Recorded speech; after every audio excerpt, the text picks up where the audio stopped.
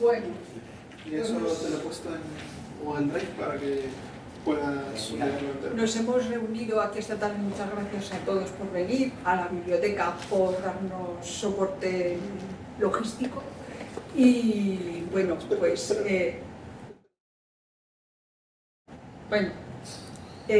vamos a ver, nuestra asociación, que es el Círculo Cultural Hispanista de Madrid, ha hecho un ciclo de 2 conferencias en esta biblioteca.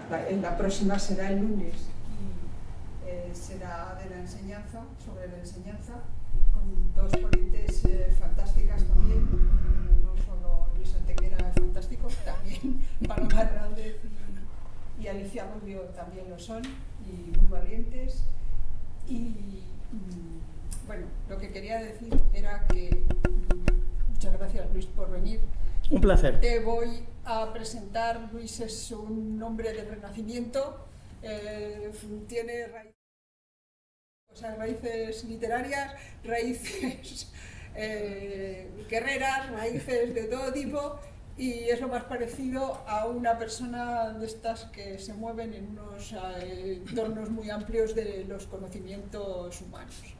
Entonces, en este caso, hemos elegido la figura de Fernando el Católico, pues por lo que hemos estado discutiendo antes, porque nos parecía una figura muy desconocida en todo lo que es un desconocimiento de la historia de España, que es en este momento lo que parece que abunda más.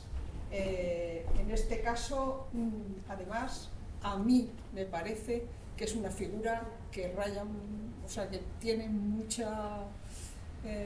o sea, que es muy interesante que aparezca en este momento, cuando puede que se nos planteen unos grandes retos que habrá que llevar a cabo, opciones pues muy políticas, muy guerreras, muy logísticas, comprometidas. Pues exactamente, muy comprometidas. Entonces este señor, como decía la reina Isabel, yo sin Fernando hubiera hecho poca cosa, porque era una persona que sabía con lo que se movía. Qué curioso, así que eso decía Isabel, yo Sí. sin Fernando habría hecho poca cosa. Sí. Bueno, pues que lo sepas, que lo dijo también Felipe II. También. Dice, se lo debemos todo a él.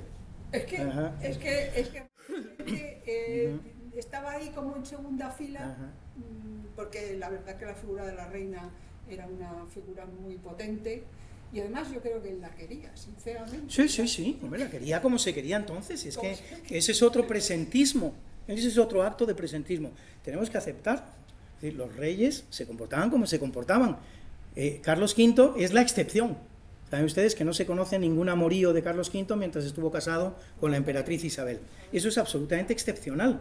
¿Cuántos reyes en América, en Europa, en África ha habido? A lo mejor hablamos de bastantes millares de reyes. Es que no se conoce, la castidad no va con ellos. La castidad va con los curas, pero no va con los reyes. Entonces, que ahora aspiremos a que los reyes sean castos en el sentido amplio de la palabra, no castos de no practicar sexo, sino de practicarlo en la manera en que tienen que hacerlo. Y Fernando era así, mujeriego, no era el más mujeriego. Sí, de Carlos III se dice lo mismo, efectivamente. Incluso Felipe V incluso como era depresivo y tal, pues parece que estaba incluso medio dominado por sus mujeres. Ojo, Carlos III es un gran... Sí, una excepción entre los Borbones, exactamente, exacto. Ya saben ustedes, Enrique IV, que es el primer Borbón en el trono francés, que era rey de Navarra y hablaba por lo visto con acento español. Ahí en Francia lo imitan hablando francés como lo hablaría un español. Y Enrique IV tenía tal cantidad de amantes y además le gustaban los niños. Entonces todos los niños que iba teniendo con sus amantes los reunía para comer. Comían juntos los domingos. Y claro, eran unas mesas de 50 niños, 70 niños, lo que fuera. Y llega un amante con su hijo, que lo acaba de tener, y cuando ya es invitada por primera vez con el niño a comer con la familia, dice, no sabía que mi hijo tenía tantos hermanitos. Bueno, vamos a hablar... Sí, vamos a hablar de Fernando el Católico, vamos a ver lo que podemos hacer, vamos a desenvolvernos bien. Bueno, Fernando el Católico es un rey que nace en el año 1452, muere en el 1516, va a morir con 64 años de edad. Es rey de Aragón desde 1479, 37 años. va a ser en cambio rey de Castilla durante 4 años más, durante 41. Va a ser más tiempo rey de Castilla que rey de Aragón. Él se casa con 17 años, Isabel la Católica tiene 18, le saca un año. Saben ustedes que son primos, se casan de aquella manera, porque no pueden... Necesitamos un libro. Ah, ya sabía yo que algo tenía que pasar todavía. ¿Le da un Sí, otro? ¿a mí? Sí, Sí, sí. sí, fenomenal. Pero encendernos aquel en todo caso, para ver si lo vamos a oír. Sí. A ver, Vamos a dejarlo encendido. listo, fenomenal. Se me oye bien, ¿verdad?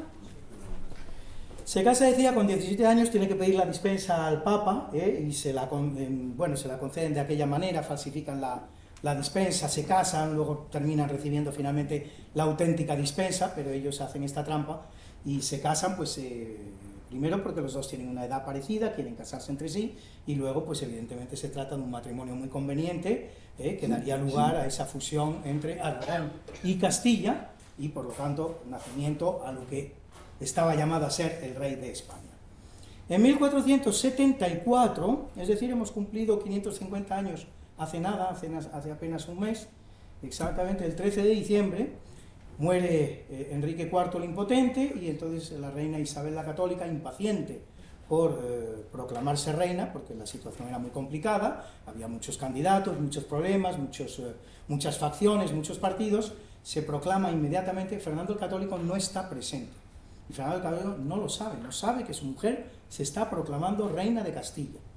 Entonces, evidentemente, cuando lo sabe, cuando se entera del tema, se coge un rebote fino, como se diría al día de hoy. Y hay que firmar lo que se llama la Concordia de Ávila. Es decir, los esposos tienen que llegar a un acuerdo.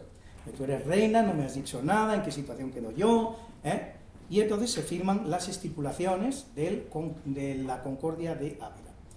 Básicamente, en esta Concordia de Ávila, que se firma también en 1474, se ha cumplido igual ya en 1475, día más, día menos, en los días finales del 1474, se acuerda que Fernando será rey de Castilla a todos los efectos, firmará, figurará como tal, correrá el ordinal, tomará las decisiones junto con su mujer, todo, menos a un efecto que no es poco importante. No va a trasladar derechos sucesorios, lo cual, fíjense ustedes, pudo tener consecuencias. Esa cláusula estuvo muy bien puesta, porque luego Fernando el Católico se queda viudo, casa en segundas nupcias con la jovencísima Germana de Foix, que llega incluso a darle un niño. Lo que pasa es que ese niño se murió, por lo tanto no produjo ningún tipo de consecuencias, pero de no haberse muerto y de no haberse firmado esta Concordia de Ávila, el rey de España habría sido ese niño, no habría sido Juana la llamada la loca, para que nos entendamos. Por lo tanto, este es un momento importante de la vida del matrimonio, 1474. 1504 se produce la muerte de Isabel la Católica, 1504. Fernando el Católico va a morir en 1516. Lo que quiere decir que hay 12 años en los que Fernando el Católico está reinando en Castilla sin que esté a su lado Isabel la Católica. Esto va a tener mucha importancia en esta charla que vamos a dar, porque en todo momento vamos a ver cuáles son las realizaciones de la pareja cuando están los dos y las realizaciones de la pareja cuando solo está Fernando. Entonces, insisto, 1504-1516. Es la reina católica la que nombra, la que hace a Fernando, a su marido, el regente de su reino. Dice en su testamento, se manda que la princesa... la reina Isabel manda que si la princesa Juana está ausente de sus reinos o no puede gobernarlos, es toda una frase con muchísimo sentido, es una madre, Isabel la Católica ante todo es una madre, no dice o demuestra estar loca, o sabemos todos que está chalá, no, dice o no puede gobernarlos, es la piedad que tiene una madre hacia su hija, pero el reconocimiento de la situación, que los gobierne por ella el rey Fernando, su padre, hasta que el infante Carlos, el futuro emperador Carlos V, Carlos I de España, no Carlos I de España, Carlos V de Alemania, por favor, eso ya desterrado, es espantoso, o sea, suena horrible, con mínimos conocimientos de historia aquello no cuadra. Alemania va a crearse 3 siglos y medio después, En ese momento no existe Alemania ni como realidad territorial. En un momento dado Alemania va a estar dividida en 350 estados diferentes, y además los territorios que tiene Carlos V en su condición de rey alemán, si tal existiera, no se corresponden con Alemania. Están también determinados territorios flamencos, determinados territorios austríacos, o sea, nada. V de Alemania no existe. Emperador del Sacro Imperio Romano Germánico, Carlos V, Carlos I de España. Y el título imperial pasa siempre por delante del título real, por más que todos sabemos que lo que le dio importancia y valor a Carlos V fue su condición de Carlos I de España. Pero el título es así, es como el que es duque y marqués. Dice duque de no sé cuánto, marqués nunca va a hacer pasar el título de marqués por delante de duque. Entonces, esto es así. Dice, hasta que su hijo primogénito de Juana y Felipe cumpla 20 años y pueda gobernar los reinos. Fíjense ustedes lo que es la historia. Carlos V terminará reinando en España con 16 años de edad. Es decir, que mucho antes de lo que había previsto su propia abuela. Su propia abuela había previsto que fuera rey a los 20 años de edad, que hasta entonces se comportara como rey de Castilla Fernando el Católico, pero sin embargo los hechos históricos van a demostrarnos que al final Carlos V será rey de España desde 1516, cuando viene, precisamente porque ha muerto Fernando el Católico. Bien, tenemos otra concordia importante que tenemos que conocer. En 1506 la concordia de Villafáfila, que va a firmar Fernando el Católico con su yerno, con Felipe el Hermoso, porque Felipe el Hermoso viene aquí con Juana, su esposa Juana, la hija de los reyes católicos, entra en España, quiere reinar, tiene premura por reinar, y bueno, pues finalmente la situación es tan compleja, tan delicada, que a Fernando el Católico no le queda más remedio que pactar con su yerno y cederle lo que es el gobierno del Reino de Castilla. Pero acontece que después que lo ha hecho, que efectivamente ha firmado la Concordia de Villafáfila, que convertiría a Felipe el Hermoso en rey de España, Felipe I de hecho, por eso el siguiente Felipe será segundo, no hay un Felipe antes en la historia de España, el Felipe I es precisamente Felipe I el Hermoso. Pacta con su yerno que sea él el rey, pero el yerno se muere solo 3 meses después. Tal saben ustedes, una pulmonía después de un juego de pelota, bebe un agua fría, le da una pulmonía y se muere. Acontece que Fernando el Católico está entonces resolviendo los problemas que tiene en Nápoles. Va a tardar un año todavía en regresar a Castilla para hacerse cargo una vez más de la regencia de Castilla. Quiere decir que durante este año y 3 meses que ha reinado primero Felipe el Hermoso y luego ha actuado como regente el cardenal Cisneros, ese año y 3 meses es el único espacio de tiempo entre el 1504 y el 1516 en el que Fernando no va a ser el regente de Castilla. Todo el resto del tiempo, todo el resto de los 13 años, de los 12 años, va a ser el regente de Castilla con todos los poderes que corresponden a un rey. Vamos a intentar conocer a este Fernando el Católico antes de meternos en otras Honduras. Mejor retrato que se hace de Fernando el Católico, pues lo hace precisamente Maquiavelo, Nicolás Maquiavelo. Que siempre está cuando hablas con las personas, bueno, pero el modelo de Maquiavelo era Fernando el Católico, no lo era, pero si ni siquiera lo menciona. Bueno, pues sí lo menciona. Primero se refiere a él continuamente. En algunas ocasiones se refiere de esta manera a Fernando el Católico, lo que ya nos hace ver que mucha simpatía por él no sentía. Cierto soberano de nuestro tiempo, a quien no es oportuno nombrar. Cada vez que lo hace así, está refiriéndose a Fernando el Católico. Los modelos de Nicolás Maquiavelo son básicamente 2, César Borgia y Fernando el Católico, por igual, no uno sin el otro, ni el otro sin el uno, los dos constituyen los principales modelos en los que se basa Maquiavelo para diseñar su príncipe. Y concretamente, en la tercera parte de su obra, por cierto, se imprime después de su muerte. Él la escribe, no se llega a imprimir, probablemente incluso por miedo. Dice cosas tan graves y que podían poner en peligro su propia vida. Y habrá que esperar a que se muera Maquiavelo para que la obra se publique, se edite. En la obra, editada en 1513, nos hace este retrato de Fernando el Católico. Nada hace estimar tanto al príncipe, Fernando, como sus grandes empresas y sus ejemplos excepcionales. Vive en nuestros días Fernando de Aragón, rey de España. Ojo, lo llama rey de España, no lo llama de rey de Castilla ni rey de Aragón, lo llama ya rey de España. Y por cierto, no se lo he dicho, Fernando el Católico es el primer rey de España, porque ya les he explicado que él sí fue rey de Castilla, pero no les he dicho que Isabel la Católica no fue reina de Aragón, fue reina consorte de Aragón, pero no reina titular. No hubo una proclamación de Isabel como reina de Aragón. En Aragón era reina consorte, en Castilla eran correyes los dos. Entonces dice, rey de España, casi puede llamársele príncipe nuevo, porque se ha convertido por propio mérito y gloria de rey de un pequeño estado en primer soberano de la cristiandad. Primer soberano de la cristiandad. Es el gran soberano de toda la cristiandad, ese continente llamado Europa que coincide perfectamente con la cristiandad. Si examináis sus acciones, las hallaréis todas enormes y algunas extraordinarias. Al principio de su reinado atacó el reino de Granada, empresa que fue el fundamento de su nuevo estado. Tuvo así, esto es importante lo que voy a decir porque forma parte de lo que es la mentalidad de Maquiavelo, en lo que él se fijaba. Tuvo así ocupados en dicha campaña los ánimos de aquellos nobles de Castilla que, absorbidos por aquella guerra, no tenían tiempo de maquinar conspiraciones.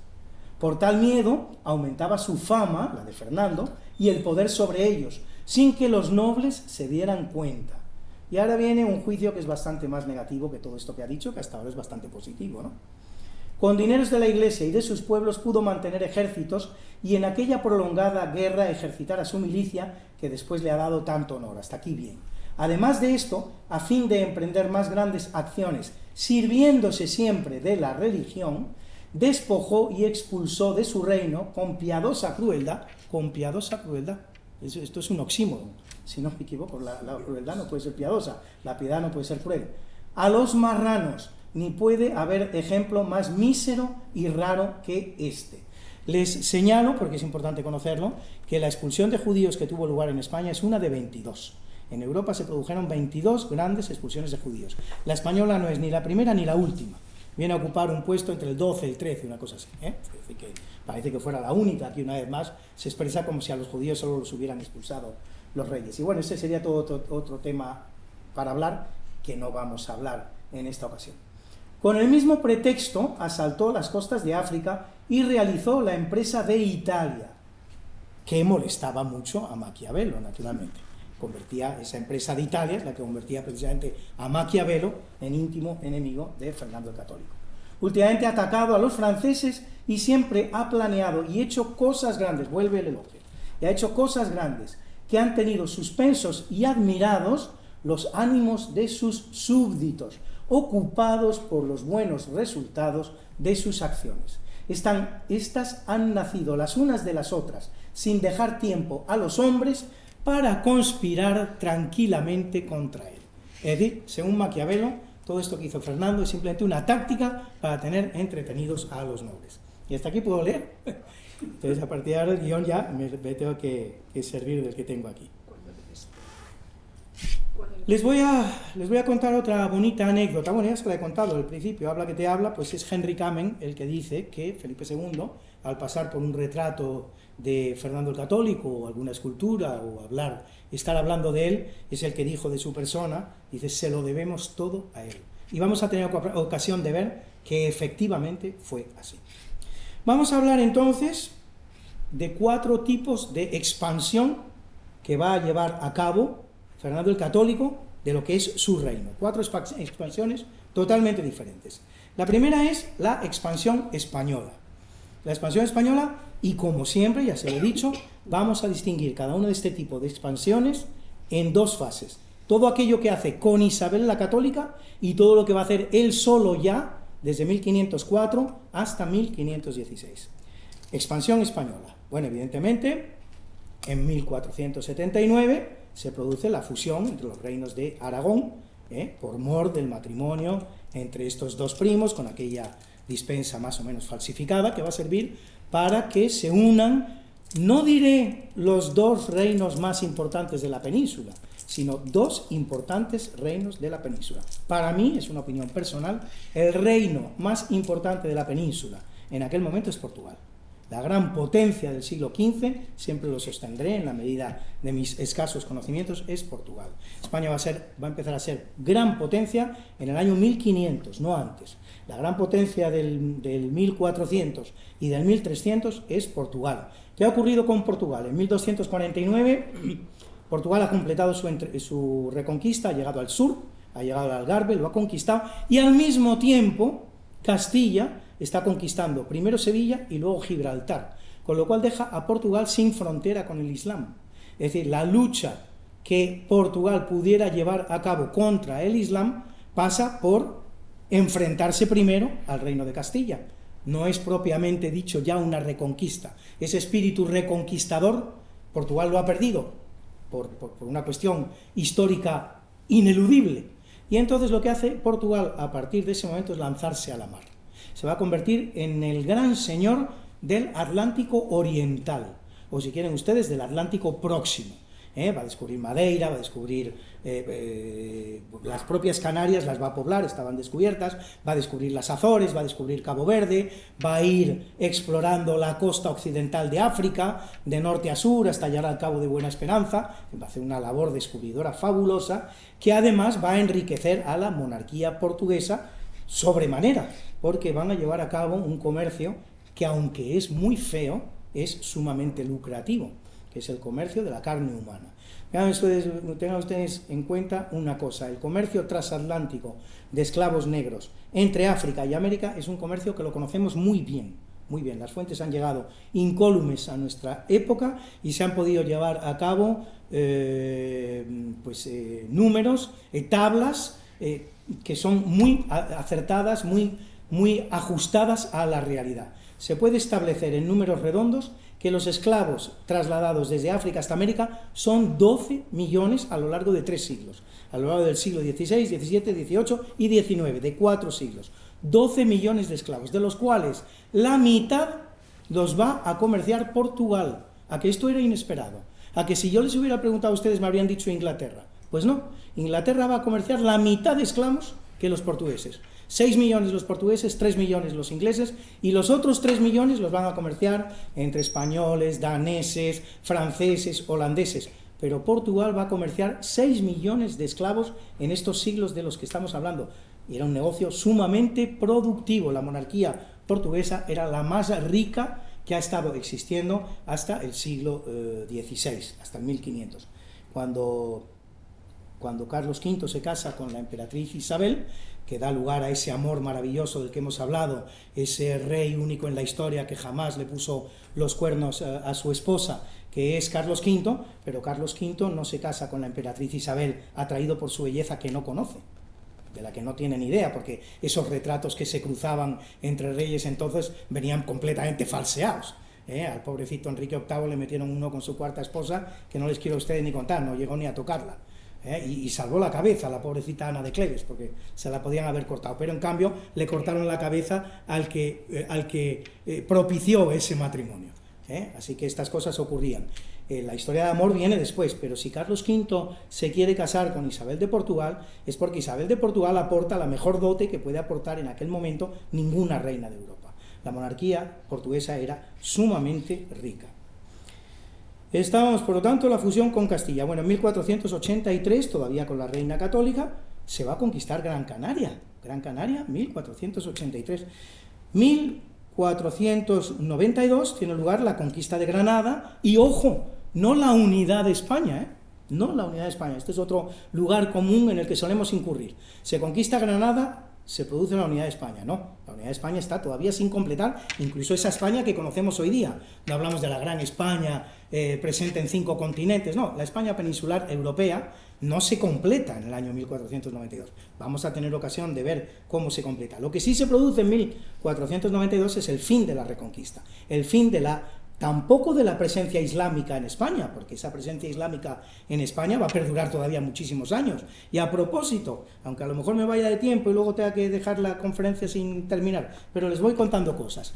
Esta historia de que Boabdil el Chico fue expulsado, iba llorando por los pueblos andaluces, mientras su madre Aisha le iba diciendo llora como mujer, lo que como hombre no ha sabido defender, es absolutamente falsa. Además sabemos de dónde proviene. O sea, La Fuente la conocemos perfectamente, ¿no? La Fuente es un libro que se llama Paseos por Granada, escrito por el padre Echevarría en el año 1798. La historia es totalmente apócrifa, totalmente irreal. De hecho, Boabdil recibió un señorío de los Reyes Católicos. Se pudo quedar en Andalucía. Fue señor de las Alpujarras.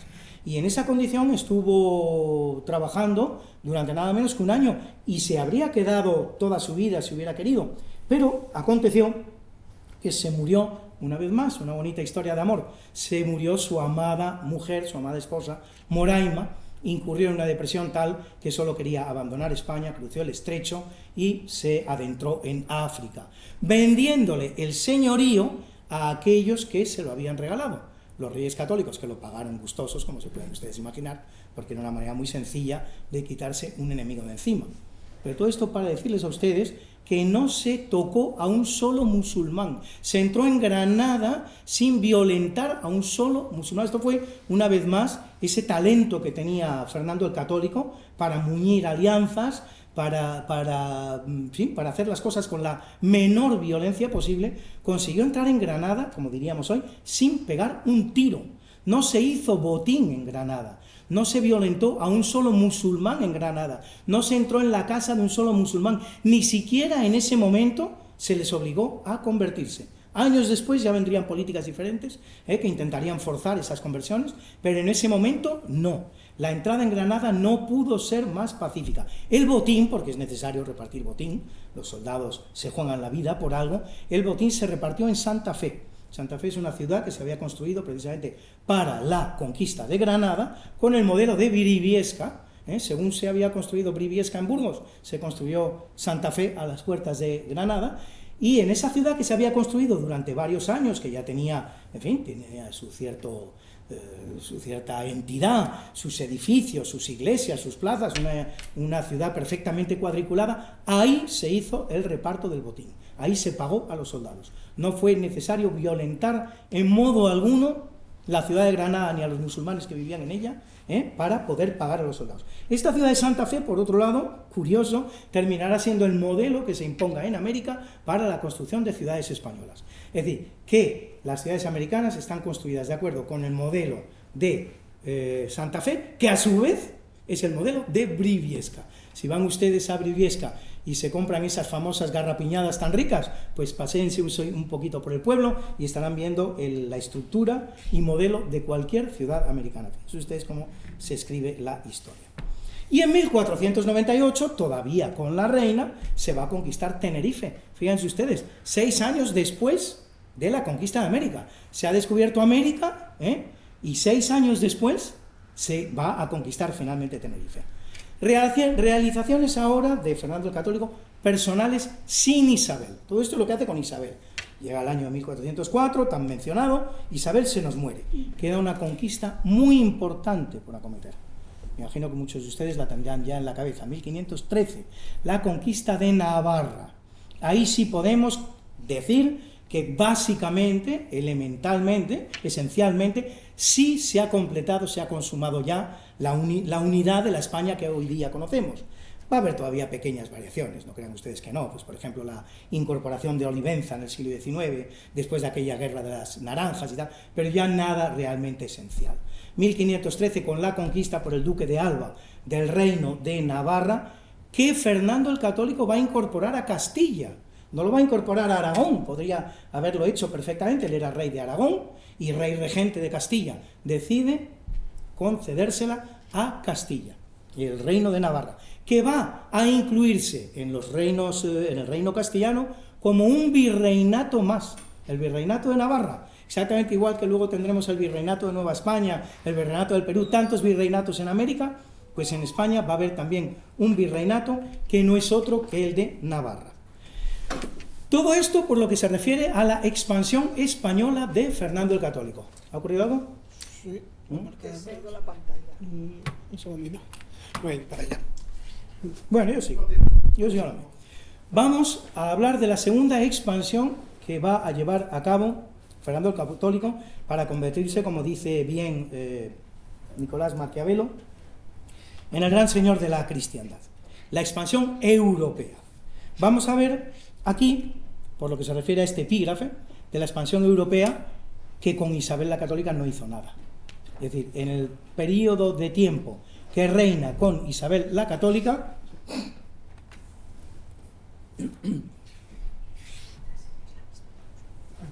Lo siento.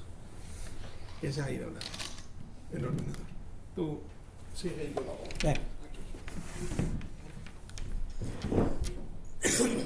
Lo único que se va a producir en todo caso, se va a romper lo que era el eje fundamental hasta ese momento de la política exterior castellana, que era la alianza con Francia. Una alianza que viene de un siglo antes, que viene de los tiempos de la pugna fratricida entre Pedro I, el cruel o el justiciero, y su medio hermano, no hermanastro, como se suele decir, medio hermano, comparten padres, son medio hermanos. Hermanastros son los que aportan dos viudos, de madres completamente distintas, padres completamente distintos, entre sí son hermanastros. Cuando se comparte padre o madre se es medio hermano. Pedro I es hijo legítimo, Enrique II, por el contrario, es hijo bastardo, pero son entre sí medios hermanos. En el curso de esa pugna fratricida, Enrique II va a conseguir una alianza con el reino francés que va a hacer que Castilla participe en esa guerra de los 100 años tan mentada, que en realidad no aportó nada a la historia de la humanidad y que sin embargo parece ser lo único que hubiera ocurrido durante el siglo XV, siglo XIV en Europa, ¿no? España va a participar y va a obtener esa brillante victoria militar de La Rochelle, donde un almirante italiano, Bocanegra, mandando a los barcos españoles, va a conseguir una magnífica, una extraordinaria victoria contra la armada inglesa. Sobre la simple base, porque las batallas al final se ganan de la manera más tonta, es decir, nunca sabe uno cuál es la clave, sobre la simple base de que Ambrosio Bocanegra se da cuenta de que los barcos ingleses tienen mayor calado que los barcos españoles y espera a la bajada de la marea. Simplemente baja la marea, los barcos españoles siguen teniendo movilidad, pueden hacer lo que quieren, en cambio los barcos ingleses se quedan atracados en el lugar donde estaban, y obtiene una magnífica victoria en el ámbito de la Guerra de los 100 años. Esa alianza, realizada en el año 1368 entre Castilla y Francia, es la que marca en ese momento la política exterior de Castilla. Pero lo que va a prevalecer en el matrimonio que forman los reyes católicos va a ser la política exterior aragonesa. Por lo tanto, Castilla va a tener que renunciar a partir de ese momento a esa alianza que venía sosteniendo con los franceses y que tenía ya una antigüedad de un siglo. En Francia recibe por herencia Fernando el Católico el Rosellón, una pequeña región en el sudeste, pequeñísima, unos miles de kilómetros cuadrados. De hecho, España sigue siendo propietaria, dentro de lo que es el Rosellón francés, más allá del Pirineo, de un par de ciudades o tres que no fueron correctamente mencionados en los acuerdos que van a llevar a cabo en el futuro españoles y franceses, y hay 2 o 3 ciudades que se quedan finalmente adscritas a España y al día de hoy son españolas, pero dentro de lo que es el Rosellón francés. Y este Rosellón francés lo recibe Fernando el Católico por herencia, él es rey natural. En Italia, Fernando el Católico es rey de Cerdeña, porque la Casa de Aragón es reina en Cerdeña desde el año 1324, y va a ser así hasta el año 1714. ¿Se dan ustedes cuenta? Cerdeña ha sido 4 siglos española, 4 siglos española. Todavía en algunas partes de Cerdeña se habla en dialecto del catalán, que yo creo que ni los catalanes entienden, pero bueno, en todo caso se habla, pero que da buena cuenta de lo que fue la presencia española, la presencia aragonesa en la isla de Cerdeña. Dense ustedes cuenta que Cerdeña lleva en el ámbito italiano, formando parte de la República Italiana, 150 años, poco más, 155 años. Es decir, tendrá que triplicar su presencia dentro de la República Italiana para completar una presencia similar a la que tuvo con los reinos españoles, con Aragón primero y con el Reino de España después. Sicilia. En Sicilia también reina la corona de Aragón desde el año 1408. Eso nos da 321 años de presencia aragonesa española en Sicilia, 321 años. Sicilia no lleva siendo italiana todavía 160 años, no lo lleva, 155 años. Tendrá que duplicar su presencia, su perseverancia en la República Italiana para igualar el tiempo que estuvo con España. Fíjense ustedes lo que es la historia. A uno va a Sicilia y parece que los españoles fueron unos bárbaros, incluso a mí me han llegado a decir que que los españoles son los que crean la mafia y toda esta historia, somos los responsables de la existencia de la mafia en Sicilia, nos ven como seres absolutamente extraños, perjudiciales, dañinos. 321 años estuvimos ahí. Esto quiere decir que si dentro de 200 años, y es muy posible que ocurra, el reino de Italia, la República Italiana, desaparece, y como la República Italiana, tantas de las unidades políticas que se producen en Europa, pues los sicilianos, que hoy día presumen de ser italianos y pueden estar más o menos orgullosos y contentísimos de ser italianos, pues a lo mejor dentro de 200 años están imaginando a los presidentes italianos y a los reyes italianos que consiguieron la unidad de Italia como unos auténticos bárbaros. La historia es esta, es esto, y es lo que tenemos que intentar justamente comprender. Pero sin embargo, Fernando el Católico va a hacer una importante adquisición en el ámbito italiano que va a servir para acrecentar sus reinos, la más importante de todas, todo el reino de Nápoles, nada menos que el reino de Nápoles. En el año 1504, Nápoles, que es prácticamente la mitad de la península italiana, un poquito menos si quieren ustedes, pasa a ser una posesión aragonesa más, gracias precisamente a los buenos oficios de un general castellano, que no es otro que el gran capitán Gonzalo Fernández de Córdoba, cuya relación con Fernando el Católico, pues, en fin, no va a ser precisamente la mejor. Hemos hablado, por lo tanto, de la expansión de los reyes católicos y de Fernando el Católico en España. Hemos hablado en Europa. Pasamos al tercer aspecto de esta expansión que van a llevar a cabo primero los reyes católicos y luego Fernando el Católico en solitario. La expansión africana, sumamente desconocida. Es así que en España no tenemos ni... Algunos les suena que los españoles estuvimos en Nápoles, que tal y va, Sicilia, no lo tenemos muy claro, unos añitos, tal vez 10, 20 años, una cosa así. Pero bueno, sí, parece que hubo una relación con... Pero en África, la acción que se va a llevar a cabo en África es absolutamente extraordinaria. Y vamos a hablar de ellas porque tiene mucha importancia. Con la reina Isabel, en 1497 se va a tomar la ciudad de Melilla, al día de hoy todavía española, por fortuna. Cuando muere la reina Isabel la Católica, en el año 1504, Fernando el Católico va a seguir acrecentando este pequeño imperio hispano-africano, por llamarlo de alguna manera. En el año 1505, la plaza de Mazalquivir, en Marruecos. En el año 1508, el peñón de Vélez de la Gomera, también en Marruecos. En 1509, Argelia. Orán en Argelia. 259 años española. Orán va a permanecer en manos españolas nada menos que 259 años. Si van ustedes a Orán pueden ver monumentos españoles absolutamente magníficos. Hay una puerta de España que es una verdadera joya en Orán. Una ciudad, por lo tanto, muy española y que evidentemente no ha sido argelina ni la 10ª parte, probablemente al día de hoy todavía, o la 5ª parte del tiempo que ha sido española, Orán. Y otras plazas, en el año 1510, Bujía en Argelia y Trípoli en Libia, hasta conseguir una red de 6 ciudades en el norte de África. No te preocupes, seguimos así. No, ya tengo bastantes dificultades como para encima. No, está bien, no os preocupéis por eso. Por lo tanto, en 1510 se acometen las 2 últimas plazas en el norte de África. Y bien, ¿y qué sentido tiene estas conquistas, en principio inconexas, sin la menor relación? ¿Todo esto a dónde conduce? ¿Qué pasa? ¿Se mandan los barcos? Venga, a conquistar una ciudad al norte de África, la primera que encontréis. Pues tiene un sentido muy importante, tan importante que podemos darle incluso 4 interpretaciones completamente distintas, y al final muy probablemente se trate de las 4. Lo primero, se trata simplemente de una política de defensa. El norte de África proveía de piratas al Mediterráneo, y estos piratas venían principalmente a España porque era uno de los territorios más ricos del Mediterráneo. No olviden ustedes que Miguel de Cervantes va a ser apresado por piratas berberiscos en Palamos, siendo España, como era la primera potencia del mundo con diferencia, la potencia más impresionante que había en ese momento, principios del siglo XVII o finales del siglo XVI, y ahí a las puertas de Palamos, con Palamos a la vista, va a ser Miguel de Cervantes apresado por unos piratas berberiscos. Eran así de audaces, eran así de osados, había que defenderse de ellos, y había que defenderse de ellos en sus bases. O sea que eso es lo primero que anima esta política de obtención de plazas en el norte de África, defenderse de esos piratas berberiscos, en alianza muchas veces con los turcos también, que asolaban las aguas del Mediterráneo. Pero hay motivos más pintorescos, más divertidos todavía.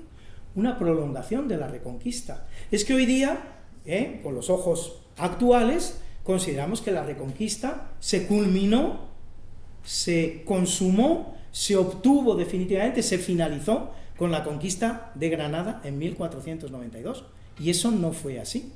El espíritu de luchar contra el Islam y recuperar todas aquellas tierras que habían sido cristianas alguna vez, eso todavía prevalecía. Es decir, Granada no fue una consumación.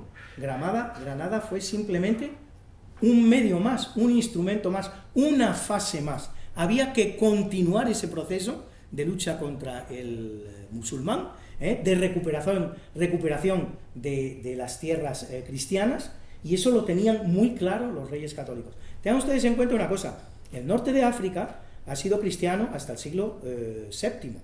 Es decir, a ver que yo recuerde bien, me parece que Mahoma muere en el año 670, creo recordar, me puedo equivocar, pero en fin, en torno a ese año muere. Es ahí donde se produce la expansión árabe. Los árabes, como su nombre indica, estaban en la península arábiga, no estaban en África como los vemos hoy, estaban en la península arábiga. De ahí empiezan su expansión, gracias precisamente a toda esa unidad que ha conseguido crear con su nueva ideología, con su nueva religión, Mahoma. Ahí empieza la expansión del Islam. Hasta ese momento, ese norte de África es totalmente cristiano. San Agustín de Hipona era cristiano, era argelino. En términos actuales, San Agustín de Hipona era argelino y era cristiano. Racialmente hablando, muy probablemente en ese norte de África tendríamos muchas personas blancas y muchas personas negras. Lo que no tendríamos es personas árabes, como ahora tenemos en su mayoría, mezcladas con aquellos pueblos que entonces existían. Entonces, una prolongación de la Reconquista, no. Granada no es el final de la Reconquista. Nosotros seguimos, tenemos mucho más que reconquistar. Eso estaba presente en la mentalidad de los reyes católicos. Tercer enfoque que cabe dar a esta conquista de plazas en el norte de África: una nueva cruzada. Se habían hecho 9 cruzadas, el resultado final de esas cruzadas había sido el fracaso. Solo la primera y la cuarta registran una serie de éxitos, las demás son un completo fracaso de los cristianos, y en los reyes católicos pervive esa idea de cruzada, de recuperar plazas en el norte de África que conduzcan hacia Tierra Santa para reconquistar Tierra Santa y reconquistar la ciudad de Jerusalén. A estos efectos, no olviden ustedes una cosa muy importante, muy pintoresca, muy bonita y muy importante: Fernando el Católico era el rey de Jerusalén.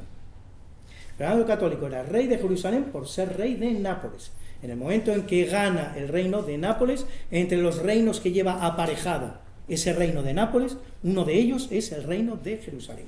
Por lo tanto, Fernando el Católico era rey de Jerusalén, y por lo tanto, por su cabeza pasaba la idea de iniciar una nueva cruzada para recuperar Jerusalén. Y en cuarto lugar, probablemente la más pragmática de todas, y la que yo creo que finalmente animó todo este movimiento, una tercera ruta de la seda. ¿Qué ha pasado con la ruta de la seda? La ruta de la seda es clave para entender todos estos sucesos que están ocurriendo desde 1453 hasta estos años en los que nos movemos. En 1453 los turcos invaden, conquistan la ciudad de Constantinopla, la descristianizan y cierran la ruta de la seda. La ruta de la seda era esa: pasaba por Constantinopla, bajaba hacia la China, hacia la India, y se traían las maravillosas mercancías que venían de Asia. Los turcos, muy burros ellos, cierran esa ruta de la seda, cosa que no habían hecho imperios anteriores al turco, reputadamente más brutales, como es el caso, por ejemplo, del Imperio Mongol. El Imperio Mongol, que había sido mucho más poderoso y extenso que el Imperio Turco, no cerró la ruta de la seda. Más o menos se hizo esta composición del lugar: vosotros ganáis mucho dinero, yo también lo voy a ganar. Estableció una serie de peajes repartidos por toda Asia, se pagaban los peajes, y el producto asiático, el producto chino, entraba en Europa pagando los peajes correspondientes. Esto no lo hicieron los turcos. Cierran la ruta de la seda. Este cierre de la ruta de la seda es el que va a llevar a las potencias del sur, España, Portugal, precisamente a buscar nuevas rutas para llegar al mismo sitio. La primera ruta es la ruta portuguesa, más o menos costear África, acceder al Índico, volver a subir por África, llegar a Kenia, que es donde lo lo va a hacer Vasco da Gama, desde ahí a ramplar hasta Asia, se llega a Calicut, por cierto, no Calcuta, Calicut, miles de kilómetros entre Calicut y Calcuta, ya se está en la India, luego se sigue costeando la India, y aquí se llega a las Molucas. Esa es la primera ruta de la seda reconstituida, la que reconstituyen los portugueses. La segunda va a ser lo de los españoles, es justamente lo contrario. Los portugueses habían hecho la fácil, viniendo por aquí, siempre costeando, siempre con la costa a la vista. Los españoles se tienen que lanzar por el otro lado, hacia occidente, y a alta mar, sin ver la costa y sin saber lo que hay en aquellas aguas, para llegar al mismo sitio. Siempre se trata de llegar aquí, a las Molucas, que es donde los marinos, los exploradores, se hacen ricos. Pero hay todavía una tercera ruta, esa es la que está intentando Fernando el Católico, la más fácil en el fondo, solo que estaba plagada de musulmanes y no fue, militarmente hablando, tan fácil. Era acceder a Asia por el norte de África, llegar a Tierra Santa, Jerusalén, y ya desde ahí continuar la ruta hacia la China, la India, las Islas de las Especias.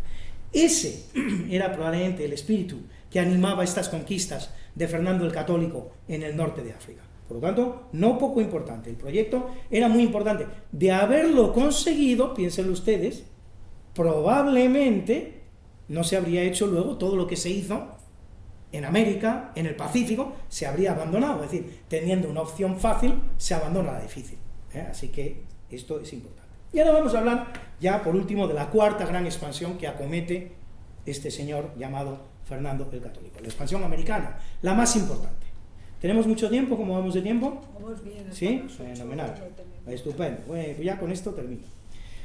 La expansión americana. Yo la primera pregunta que les voy a hacer a ustedes, esto va a ser una pregunta, no tienen que contestarla, pero por lo menos quédense reflexionando y con la inquietud ahí, lo que nos ha preguntado. ¿Cómo se imaginan ustedes que es el Imperio Español? Aquí hay gente de nivel, el Imperio Español cuando muere Isabel la Católica. Porque claro, todavía se ha descubierto América, se ha descubierto, se está conquistando América, ¿no? Ha muerto Isabel la Católica. ¿Y qué es lo que tiene Isabel la Católica? Cuba Pues, un poquito. Ni siquiera Cuba, en el Caribe. ni siquiera Cuba. La única isla poblada de españoles cuando en 1504 muere Isabel la Católica es la isla de la Española, la que componen hoy la República Dominicana y Haití. Se está explorando el Caribe, se conocen ya muchas cosas del Caribe, se ha llegado bastante lejos, vamos a tener ocasión de verlo, pero poblar, formar parte de aquel incipiente imperio español, la isla de la Española, 76.000 kilómetros, ni siquiera Andalucía, ni siquiera la extensión de Andalucía. Eso era el Imperio Español cuando muere Isabel la Católica. Lo cual no quiere decir que no se hayan hecho avances importantes, de todo tipo. Y vamos a ver cuáles son esos avances que se hacen, que son los avances que hace Fernando el Católico con Isabel la Católica. Recuerden ustedes que todas las expansiones de las que hemos hablado las hemos enfocado siempre desde esta doble perspectiva. Lo que hace Fernando el Católico con Isabel la Católica, lo que hace Fernando el Católico una vez que Isabel la Católica ya no está presente. ¿Qué hace Fernando el Católico cuando está todavía Isabel la Católica? Bueno, se hace el descubrimiento de América y sus preparativos. Se hace la reunión, la entrevista que se hace en Alcalá de Henares en el año 1486 con Cristóbal Colón. Están presentes los dos reyes en esa entrevista. Se hace la Junta de Salamanca en ese mismo año, 1486. Ahí no están presentes los reyes. La Junta de Salamanca se sabe qué ocurrió, pero no tenemos certeza de casi nada. Ni dónde se produjo, ni exactamente las fechas, ni quién estuvo. Tenemos una mención de Rodríguez de Fonseca, un hombre importante de la época, muy cercano a los reyes, donde él menciona que él estaba en esa Junta de Salamanca, también el prior del Prado, lo llamo el prior del Prado también está, y nada más. Eso es lo que tenemos, esta es toda la información que tenemos de la Junta de Salamanca. ¿Qué ocurrió? Ocurrió. Es fácil investigar, imaginar, suponer quién participó en aquella junta, porque siendo en Salamanca no hay más que tirar de la nómina de los profesores de la Universidad de Salamanca y tenemos ya la lista de los que estuvieron en aquella junta discutiendo con Cristóbal Colón la viabilidad de aquel proyecto. Pero en realidad eso es todo lo que conocemos, no conocemos más. Entonces eso da lugar a esa especulación tan tonta, tan infantil, según la cual lo que defendía Cristóbal Colón es que la Tierra era redonda y sin embargo aquellos sabios brutales que no sabían nada de nada, que habían calculado ya el calendario, o estaban a punto de calcular el calendario gregoriano, solo unos años después, pero no sabían nada de nada, y que le decían que la Tierra era plana porque así lo decía la Biblia. Primero, la Biblia en ningún lugar, esta es una investigación que he hecho yo mismo, y si ustedes descubren que en algún lugar lo dice, díganmelo, por favor, porque modificaré mi investigación. Pero he leído todo lo que he podido leer para ver si la Biblia, alguno de los 47 libros del Antiguo Testamento, porque el Nuevo Testamento ni en broma, si alguno de los 47 libros del Antiguo Testamento dice en algún lugar que la Tierra sea plana, y no lo dice en ningún lugar. Lo que se hace es tomar de la Biblia unas 30, 40 afirmaciones, más o menos metafóricas, más o menos oníricas, y establecer que a partir de esas afirmaciones, el que está escribiendo la Biblia, que por cierto no es una sola persona, son bastantes decenas de personas, cada libro tiene su autor, si es que no tiene varios autores, y estamos hablando de 47 libros, si alguna de esas personas pensaba que la Tierra era plana. O sea, no, todas las personas en 1486, en que tiene lugar la Junta de Salamanca, que tienen que tener el conocimiento de que la Tierra era redonda, lo tenían. Lo sabían los marinos, lo sabían los geógrafos, lo sabían los astrónomos, lo sabían todos aquellos que lo tenían que saber. Un pastor en La Mancha, pues no le digo yo a ustedes que no se imaginara que la Tierra era plana, única y exclusivamente. Es más, el que menos lo sabía era Cristóbal Colón. Cristóbal Colón nos deja negro sobre blanco, escrita, la forma que tiene la Tierra según él. Gracias a Bartolomé de las Casas lo sabemos. ¿Saben ustedes cuál es la forma que Cristóbal Colón le suponía a la Tierra? Según testimonio de Bartolomé de las Casas, la de una teta. En palabras de Cristóbal Colón. Y supongo que la Tierra es una teta con un pezón. No sé en qué estaría pensando aquel señor en aquel momento, pero esto es lo que Cristóbal Colón, después de todas las navegaciones que había hecho a América, supuso que era la forma que tenía el continente americano. Esto está en las relaciones, que pueden ustedes leer, y que son, en definitiva, la versión que de toda la correspondencia de Cristóbal Colón con muchos personajes, entre otros los reyes, nos da Bartolomé de las Casas. Esta es la forma que Cristóbal Colón creía que tenía la Tierra. ¿Qué es lo que se discutió realmente en la Junta de Salamanca? Las dimensiones de esa Tierra. No se discutió que fuera redonda, fuera plana, se discutieron las dimensiones. Y obviamente Cristóbal Colón defendió que las dimensiones de la Tierra eran muy inferiores a las que realmente eran, porque si no su viaje no era viable. Lo que se demostró con ese viaje de Cristóbal Colón es que aquellas embarcaciones, con aquellos medios que había en aquel momento, podían llegar a la distancia a la que se encontraba América, ni un metro más allá. De no haber estado América, de esos marinos no habríamos vuelto a saber nunca nada más. No tenían capacidad ni para seguir adelante ni para volver a España, no habrían llegado a España. Llegaron al límite de sus fuerzas y de sus posibilidades. Las capacidades de la náutica de aquel momento alcanzaban justamente para llegar a una tierra cuya existencia no se conocía, la de América. Desde luego a Asia no se llegaba de ninguna de las maneras. Y lo que le dicen precisamente los sabios de Salamanca es, lo que usted dice es muy equivocado, sabemos perfectamente que navegando hacia Occidente vamos a llegar a Asia, no nos cabe la menor duda. Puede que sean aguas calientes, puedan que sean aguas rudas, aguas difíciles, que los vientos no sean propicios, que haya agujeros, tantas cosas, pero no nos cabe la menor duda de que tirando hacia Occidente y aguantando y resistiendo, llegaremos tarde o temprano a las costas orientales de Asia. Eso, pero con nuestra actual tecnología no podemos conseguirlo.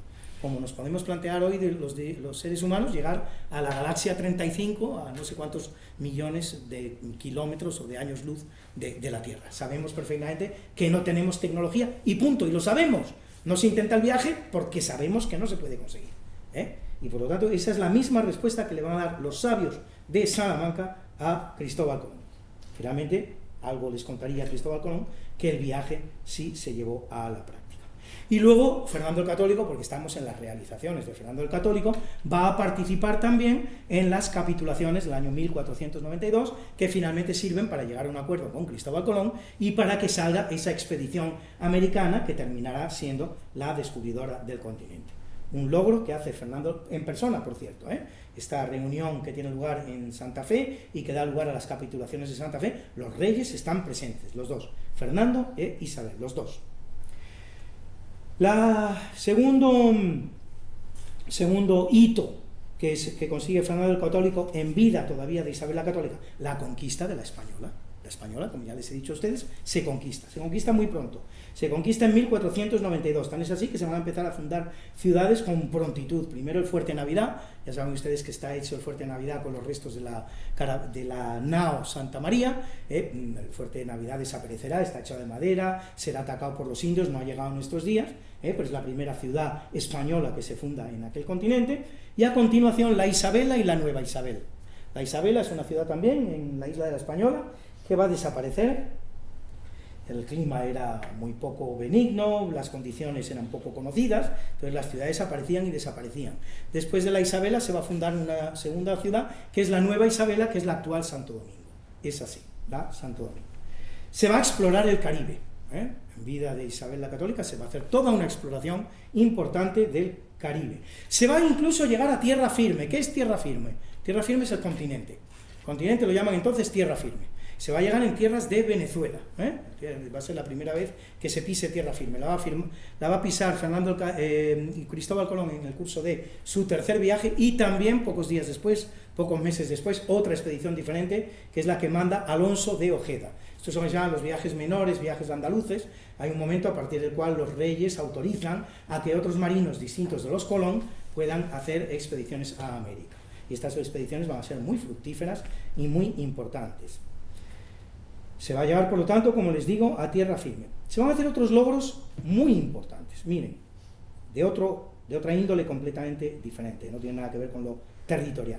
Se va a declarar, desde el primer momento, la ilegalidad de la esclavitud de los indígenas americanos. Esto lo va a hacer la Reina Católica en persona, de una manera que no es como lo haríamos hoy,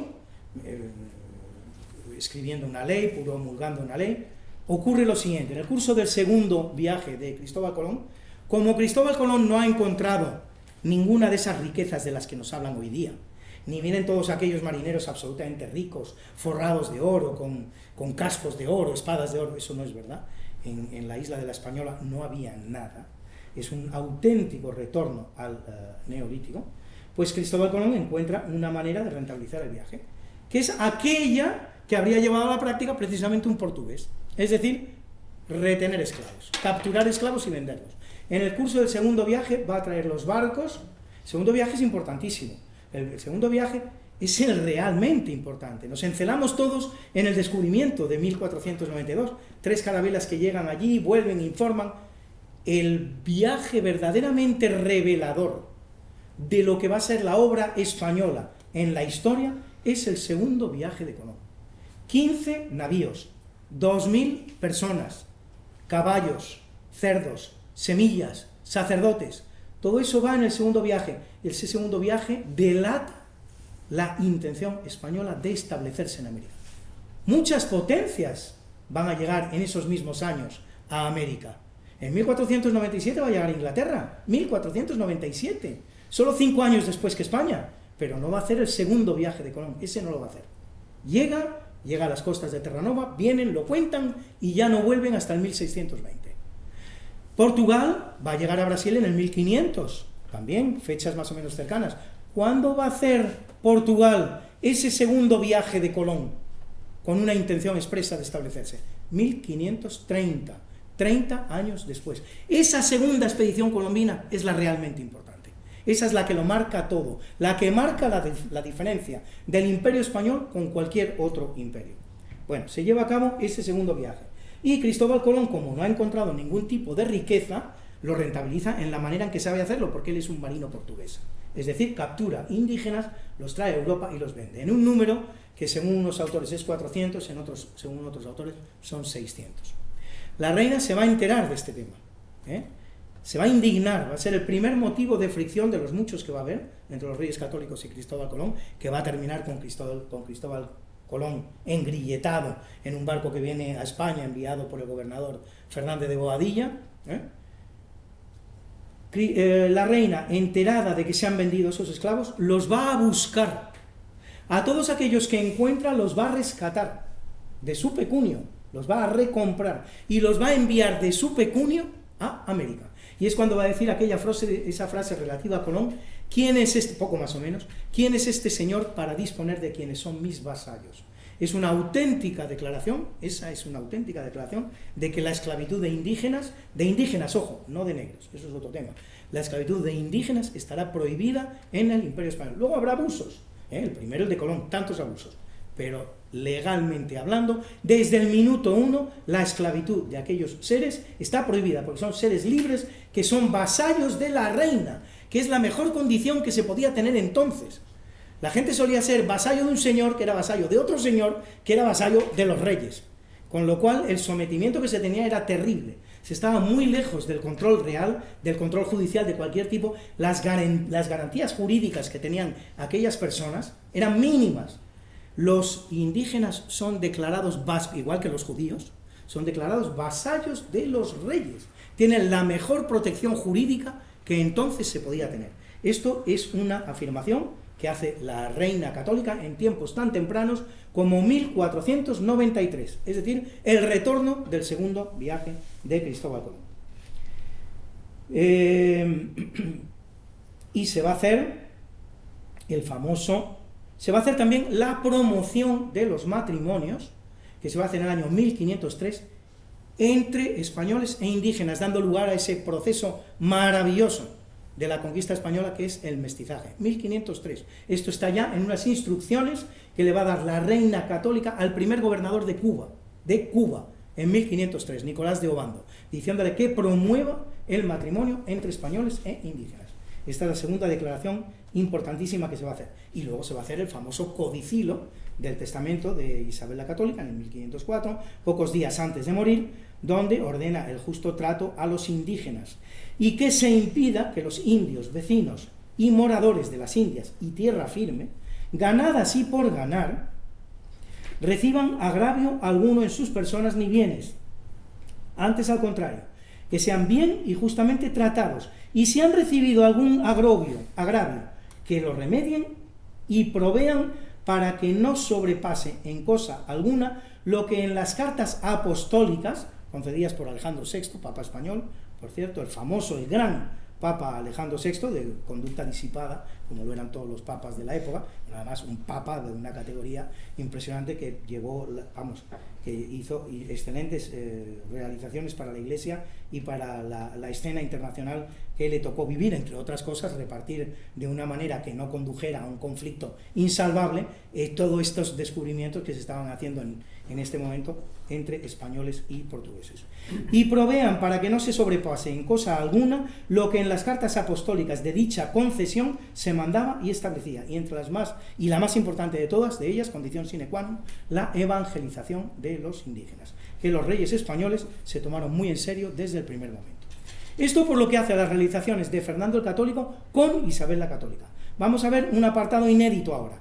Realizaciones personales de Fernando el Católico, pero personales de él, aún viviendo Isabel la Católica. Hay un par de gestiones que va a hacer Fernando el Católico, él incluso en vida de su esposa. La primera es la financiación de esta expedición. Esta expedición va a costar 2 millones de maravedíes. ¿Quién va a poner 1.150.000 maravedíes de estos 2 millones que cuesta la expedición a América, de las 3 primeras naves que van a América? Luis de Santángel, un judío converso que era, por decirlo en términos actuales, el ministro de Hacienda de Fernando el Católico. Es decir, de alguna manera, el Reino de Aragón va a financiar más de la mitad de la expedición americana.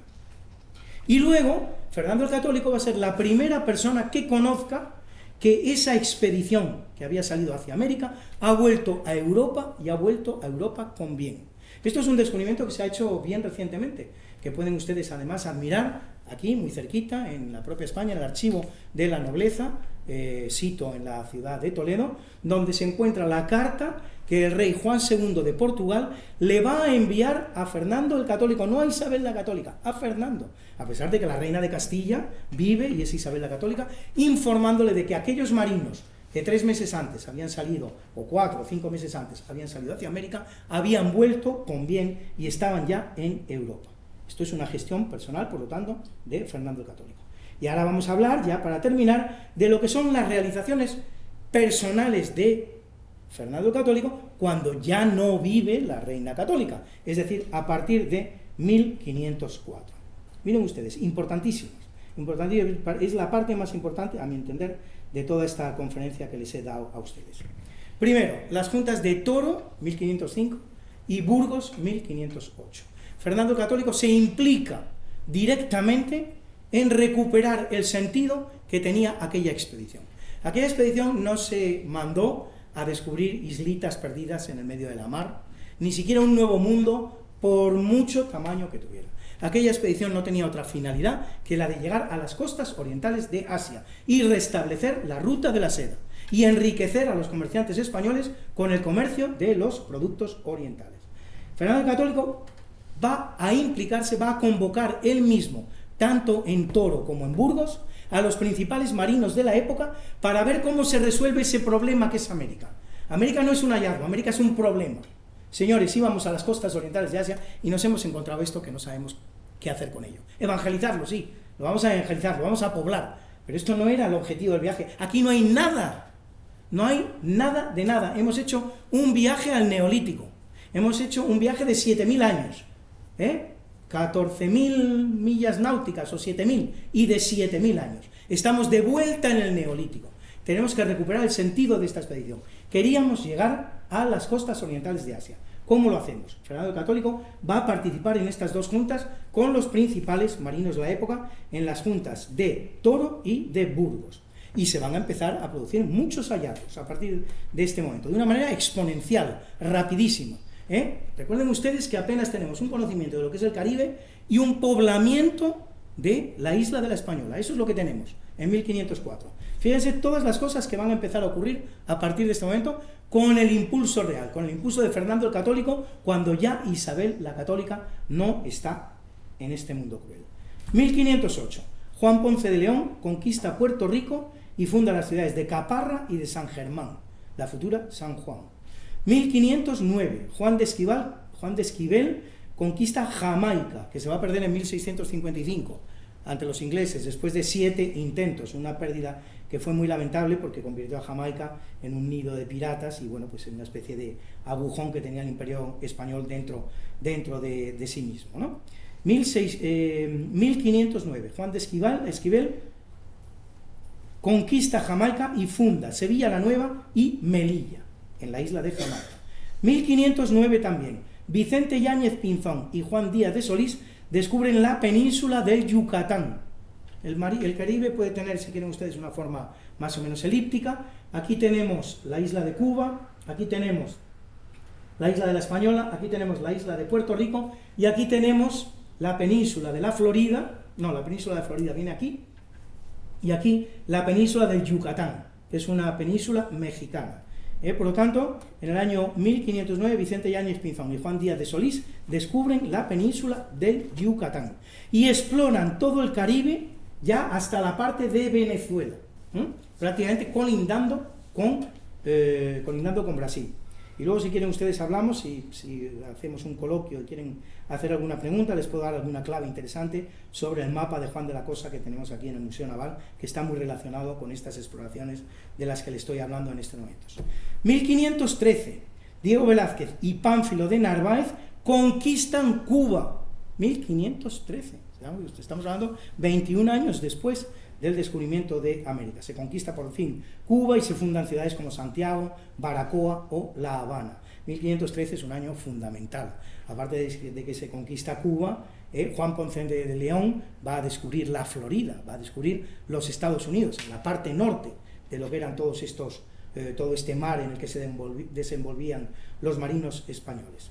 A pesar de todo, no se va a fundar la primera ciudad en la Florida hasta 1565, que lo va a hacer el asturiano Pedro Menéndez Avilés. Funda la ciudad de San Agustín, primera ciudad de los Estados Unidos actuales. También en 1513, 25 de septiembre, se hace ese descubrimiento fundamental, probablemente el más importante de todos estos que estamos hablando, que es el del mar Pacífico. Se certifica por fin una suposición que ya existía, porque la suposición existía. Está el mapa ese de Valsemula del año 1507, donde ya se dibuja el Pacífico, aunque no se sabe de su existencia. Se llega a la conclusión de que necesariamente tiene que haber un mar ahí, todavía no se le da ni nombre, pero entre América y Asia tiene que haber un mar. En 1513, Vasco Núñez de Balboa, después de conquistar todo Panamá, descubre el mar Pacífico. Y en 1514 va a tener lugar la expedición de Díaz de Solís hasta el Río de la Plata, buscando el paso hacia el Pacífico. Ya se sabe que el Pacífico existe, pero hay que encontrar el paso. ¿Dónde está el paso?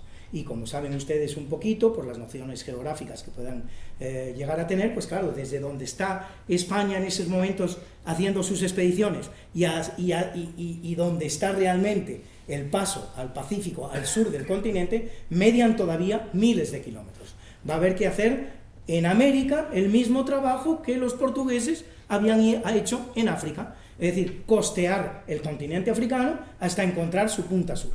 Lo van a intentar varios marinos, entre los cuales Díaz de Solís. Díaz de Solís va a llegar al Río de la Plata. El Río de la Plata, poco más o menos, se haya situado en la mitad del continente sudamericano. Es el río más ancho del mundo, 240 kilómetros en su desembocadura. En España no hay 10 ríos que sean largos como el Río de la Plata es ancho. Tiene 40 kilómetros de anchura a la altura de Buenos Aires. Si han estado ustedes en Buenos Aires y han cruzado a Colonia, en Uruguay, han cogido un batiscafo, han cogido un ferry que tiene que recorrer nada menos que 40 kilómetros, de punta a punta, de orilla a orilla del Río de la Plata. Por ahí se van a entrar. Díaz de Solís lo van a capturar los charrúas y se lo van a comer. Los indios charrúas, estos que hoy día juegan al fútbol, ya saben ustedes, cada vez que hay un mundial, los charrúas, ganan 2-0 a los alemanes, qué hito, qué éxito. Esos charrúas eran unos indios antropófagos que, entre otros personajes, se comieron a Díaz de Solís. Y luego ya aquí terminan, por lo tanto estamos ya en el año 1514, aquí terminan los grandes logros geográficos de Fernando el Católico. Hay más logros, pero como yo creo que hemos llegado a una hora prudencial, lo vamos a dejar aquí, y si quieren en el curso del coloquio, pues les digo otras cosas importantes que hizo Fernando el Católico, muy importantes a lo largo de su reinado, y cuando ya la reina católica no estaba entre nosotros. Pues muchísimas gracias. Pues muchísimas gracias.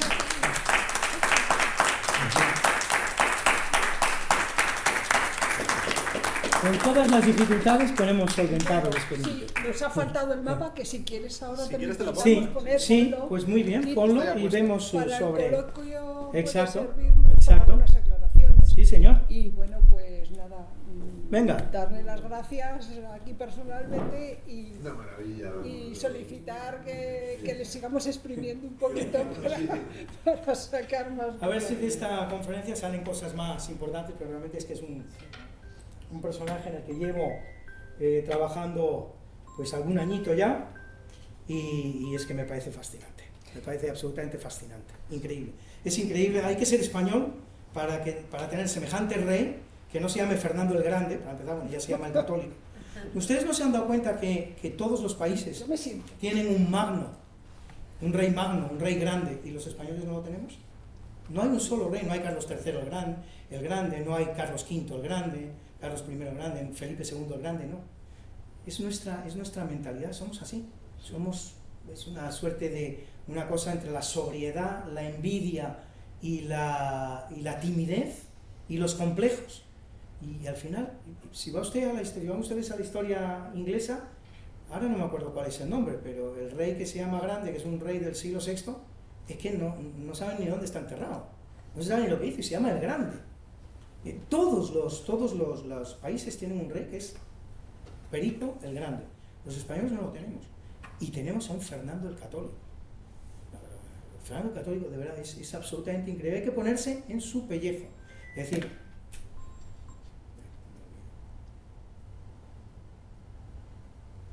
hay que ponerse en el momento en el que Fernando el Católico está evolucionando. Luego ya, quiero decir, todo el reinado de Carlos V, de Felipe II, las conquistas que hicieron, bueno, pues aquello ya viene de alguna manera lanzado, ¿no? Hay ya una experiencia, hay un savoir-faire, ¿no? Como se dice, en know-how, cómo vamos a hacerlo, cómo se comportan estos indígenas, cómo se accede a ellos, cómo es más o menos el territorio. Pero es que Fernando el Católico se lo encuentra todo por hacer. No sabe si aquello es mar o aquello es tierra. Es decir, lo primero que hubo que determinar, y parte de los trabajos que hizo precisamente Fernando el Católico, es que en el Caribe no había un paso. Porque todos estos trabajos que les he relatado a ustedes en el Caribe están relacionados con la búsqueda del paso. No se van buscando las islas, no se va buscando poblar, no se va buscando conquistar, se va buscando dónde está el paso, dónde finalmente superamos América y podemos llegar a Asia. Porque si a alguna conclusión llegan pronto los españoles, es que ahí no se van a hacer ricos. O sea, contrariamente a lo que se nos dice, de que fuimos allí, que se expolió, que tal, que aquello era un vergel, que el oro salía de los árboles, que no, nada de eso es real. Apenas en 1545, con la aparición de las minas del Potosí, en Perú, aquel negocio empieza a ser rentable. Hasta ese momento ha sido un negocio muy esforzado, muy sacrificado, que se basa única y exclusivamente en dos pilares. El uno es la evangelización de los sitios, parece mentira, pero eso es lo que inspiró la labor de los monarcas españoles de seguir perseverando en aquellos territorios. Y la otra, recrearse en América, recrear España en América. Bueno, tenemos nuestros pueblos, total, ¿por qué no hacer lo mismo a 8.000 kilómetros de distancia, superando el mar Atlántico? 1545 empieza a ser rentable esa aventura, no antes. Es impresionante. Luis, yo tengo una pregunta con respecto a las... Sí. Sí. Exacto. Gracias. Sí, adelante. Con respecto a las especias. Hablando, si quieres.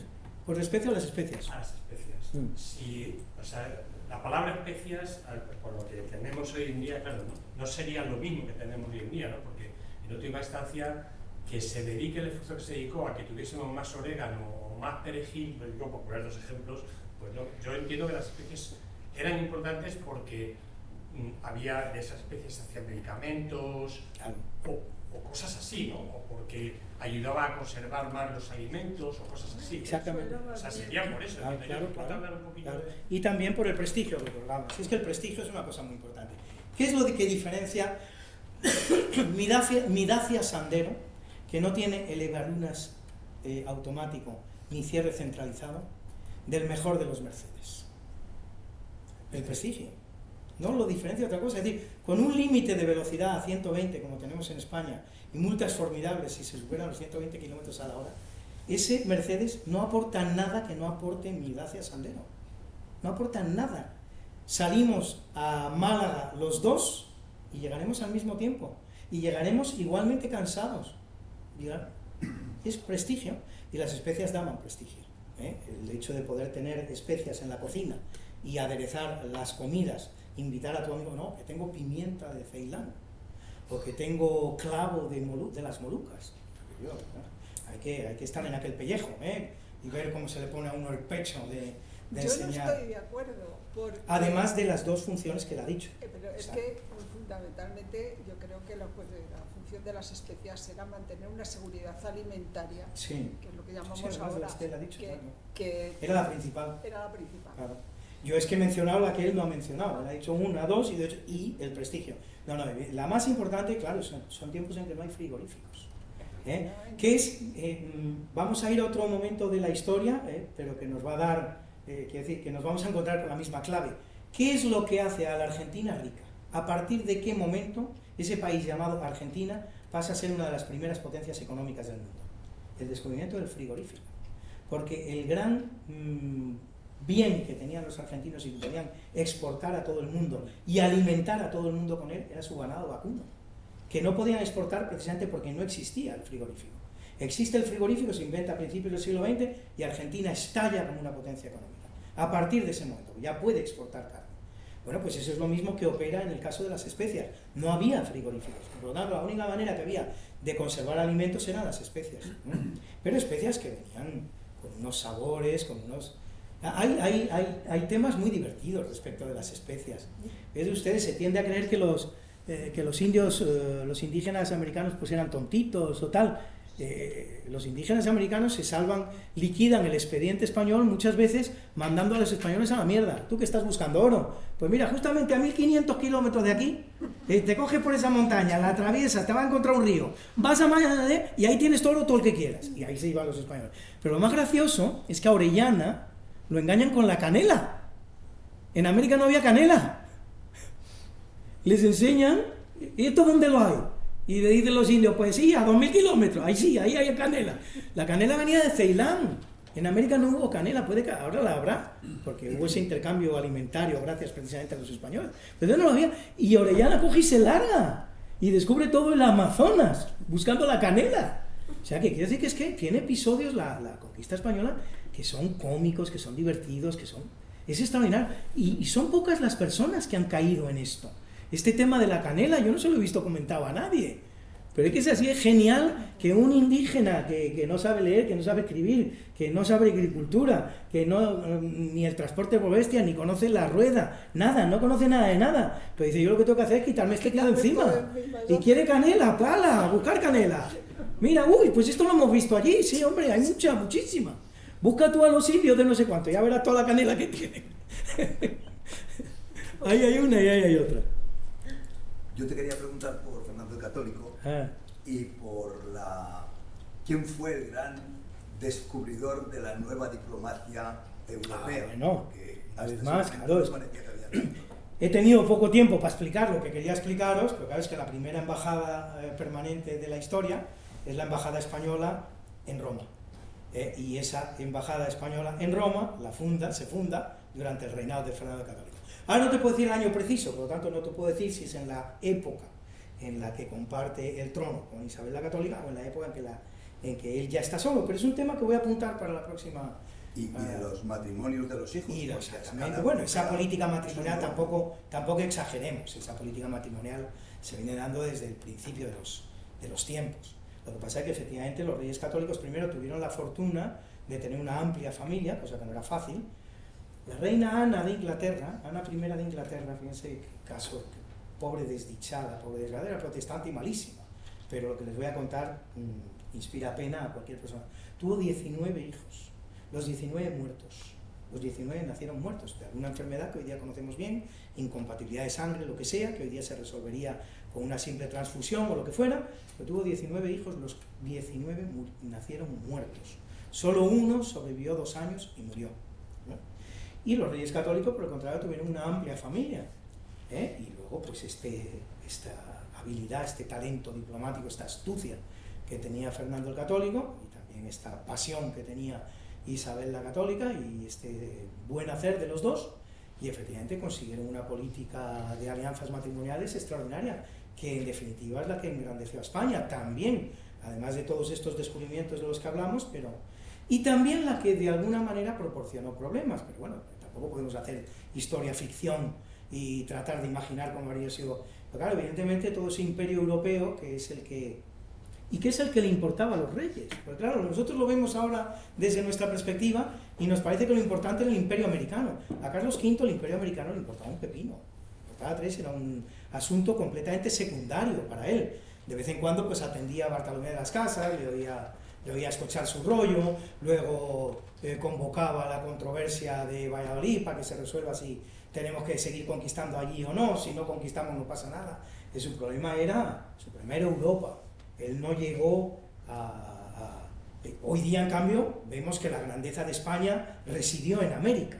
Es decir, lo que hizo grande a España fue su obra americana, no nada de lo que hizo en Europa, que fue no poco, como hemos tenido ocasión de ver, ¿no? Así que bueno, pues así de esta manera funciona la historia. Entonces todas estas alianzas finalmente iban encaminadas a crear un imperio europeo que al final costó mucho dinero, todo el dinero que llegaba a España de América y de otras fuentes, acababa, ya conocen el soneto de Quevedo, ¿no? Nace en América, viene a Sevilla, muere en Génova, porque en Génova estaban los prestamistas de la monarquía española. Pero costó muchísimo. Mire, España le hace una trastada fina a Portugal. España y Portugal en esta historia se han gastado bromas pesadas, no pocas, y al fin, en unas ganaba uno y en otra el gigantesco Brasil que vemos hoy día es fruto de una trastada que Portugal le hizo a España, porque Brasil al día de hoy tendría que ser la sexta parte. Por Tordesillas, Brasil es la sexta parte de lo que vemos hoy. Todo lo demás se lo robó Portugal a España de la manera más tranquila, sencilla, como era la doble monarquía. El rey español era el rey, la monarquía hispana era rey de España y rey de Portugal. Los que se adentraron en Brasil fueron los portugueses y al rey le importó 3. Dice, tan súbditos míos son los unos como los otros. Y luego ya también con motivo de las guerras civiles españolas, que dan lugar a las independencias de las repúblicas americanas, los brasileños van a seguir adentrándose. A cada país de español fronterizo le van a aplicar su cachito. Pero antes de llegar a esa trastada que los portugueses le hacen a los españoles, está la trastada que los españoles le hacen a los portugueses. que tiene lugar en el año 1529, cuando los españoles consiguen convencer a los portugueses de que las Molucas son españolas, y no lo eran, eran portuguesas, y se las venden a los portugueses, y el rey de Portugal le paga al rey de España, que era entonces Carlos V, 350.000 escudos en oro, que era una auténtica fortuna que solo el rey de Portugal en todo el mundo, o en todo caso el emperador chino, estaba en condiciones de pagar. Nadie más, a tocateja, en 2 plazos. Se lo pagó el rey de Portugal. ¿Y ese dinero dónde iba? Iba al desempobrecimiento de España, iba a América, que mira que la obra que se hizo en América es ingente.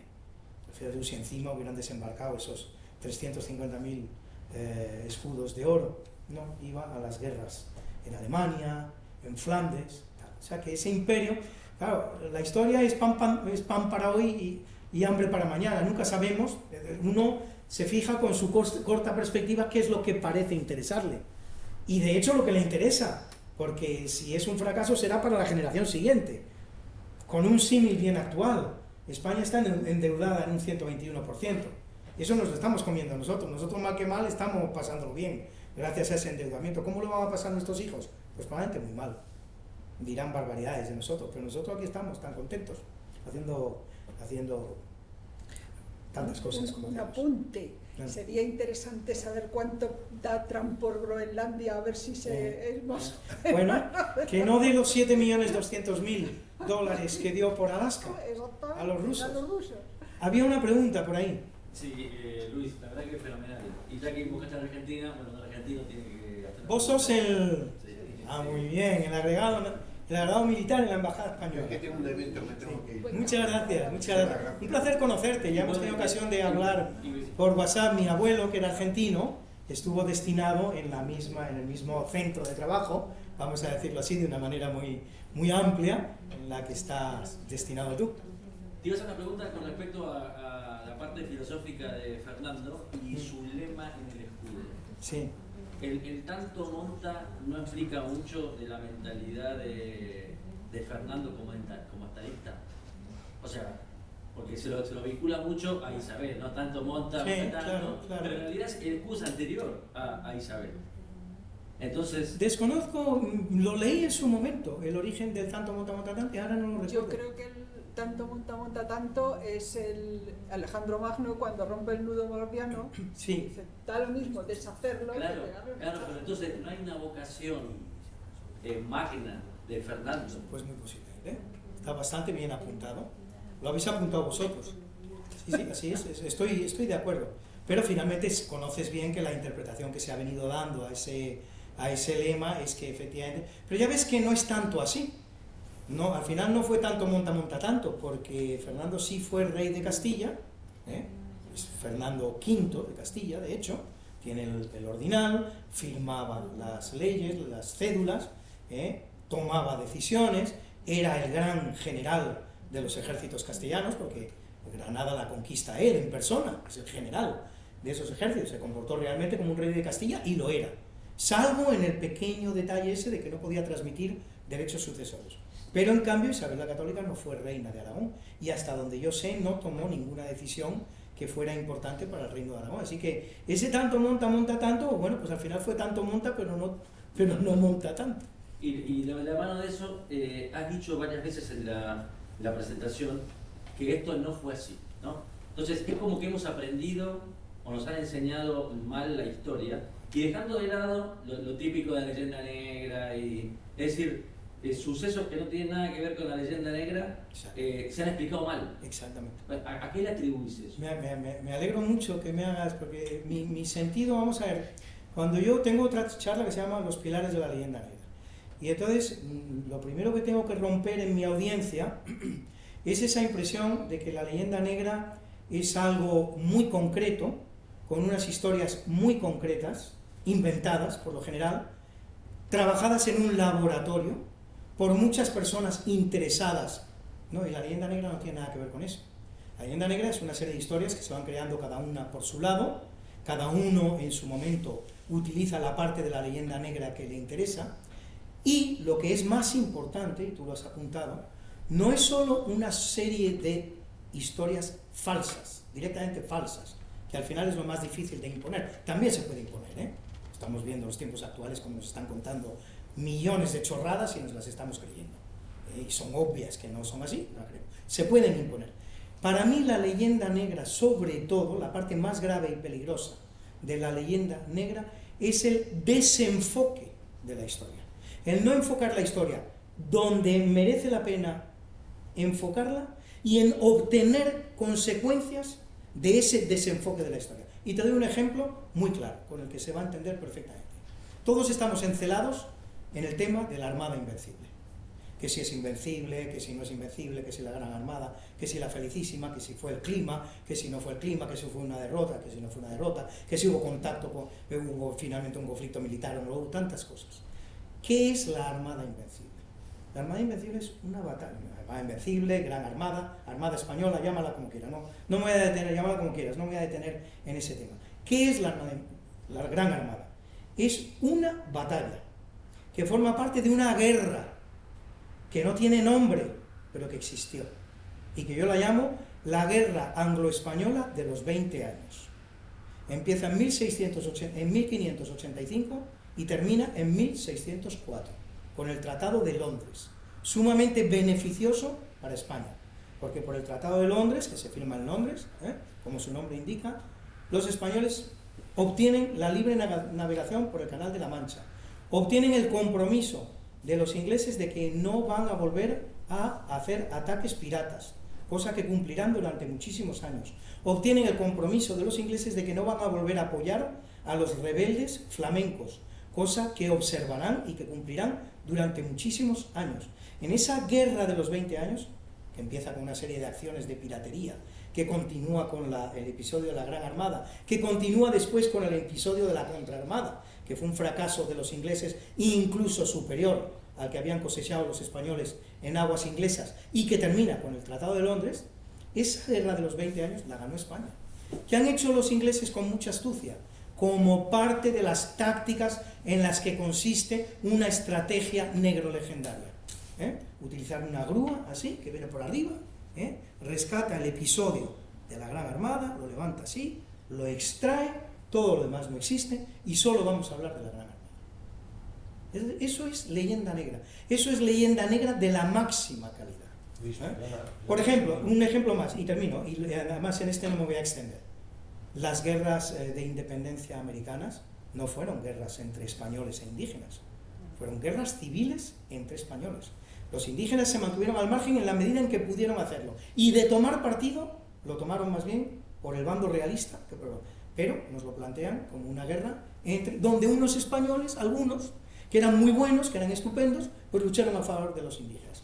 Las guerras de independencia americanas son guerras civiles entre españoles, que perdieron los indígenas y que ganaron los ingleses. Eso son las guerras de independencia americanas. No, pero iba a decir que lo paradójico de disculpas excepcional.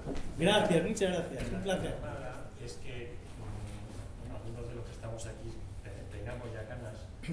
Es que incluso en época de Franco la historia que se nos enseñaba era esa. Es que eso es lo paradójico, porque que ahora se nos enseñe la historia escrita por los historiadores británicos, pues yo ya me lo creo todo, pero hombre, en época de Franco, sí, hace 60 años, nos lo podían haber contado como lo acaban de contar. Pues mira, porque yo concretamente no me acabo de enterar, me enteré hace ya unos años, pero ya mayor.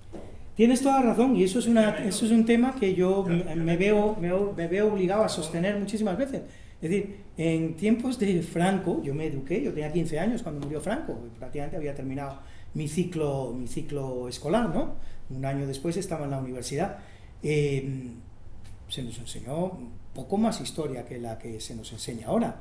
Todo este episodio magnífico, esos siglos increíbles, 16, 17, 18, del poderío español absoluto y total, lo sustanciaban en 2 clases. Aprendimos que Cristóbal Colón descubrió América, que Hernán Cortés conquistó México, que Pizarro conquistó Perú, y punto.